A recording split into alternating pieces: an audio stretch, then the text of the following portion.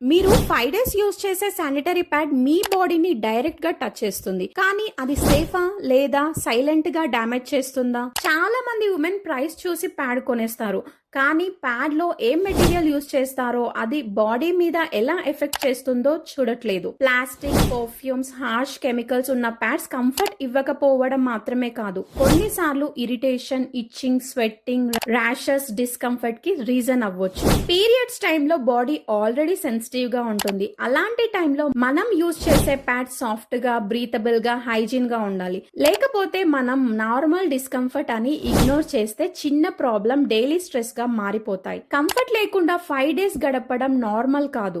అందుకే నేను రికమెండ్ చేస్తున్నాను lady globe organic onion napkins. ఎందుకంటే ఇది జస్ట్ ప్యాడ్ కాదు, మన బాడీ కంఫర్ట్ ని ఆలోచించి చూస్ చేసిన బెటర్ ఆప్షన్.